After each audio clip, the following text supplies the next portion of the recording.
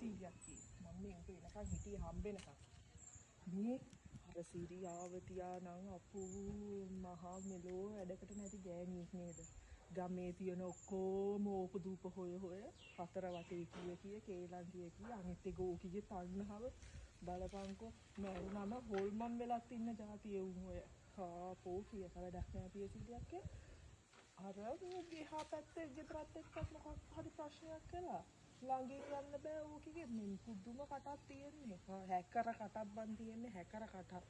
අනේ මන් දන්නේ මේ ගමේ මිනිස්සුන්ට ඉන්නම දීපු නැති එකනේ ඔය සිරියාවතියක් කරේ. අනේ මන් දබා ඕ කියලා වැඩක් නෑ.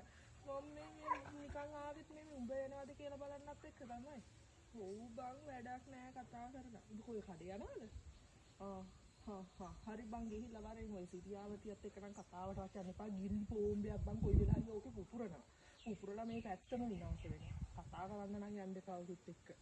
හරි පියසීලියක් මමත් යනවා ඇතුළට ගෙයි වැඩ තියෙනවානේ මම මේ ගේට්ටුව ගාව වෙලා හිටියට කොච්චර වැඩ තියෙනවද අපිට ගෙවල් වල ඔය සිරියාවතිය වගේ අනුන්ගේ දේවල් හොය ඉන්න පුළුවන් ඇයි අපිට නැද්ද පියසීලියක් හරි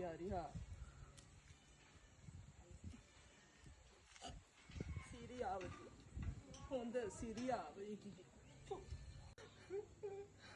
මේ අවමංගල සභාව අමතන්න මට අවස්ථාව හම්බුණාට හැමෝටම ස්තුතියි. මට අද මේ සිරියාවතිය අක්කගේ මරණය ගැන කතා කරගන්නවත් බැදෙන්නේ. මගේ හොඳම යාළුවා මේ සිරියාවතිය. මේ ගමේම හිටපු හොඳම මිනිස්සයා. හැමෝටම දේවල් දෙන. ඕන දෙයක් ගහේ තියෙන ගෙඩිය පවා බෙදාගෙන කාප්පු ගෑණිය තමයි මේ සිරියාවතිය අක්කා. කාගේවත් ටිකක් කවදාවත් හොයලා නෑ. කාගේවත් ටිකක් හොයලා නෑ. කාටවත් මේ කටිවිතරයක් කියලා නෑ ඔය සිරියාවතිය අක්කා.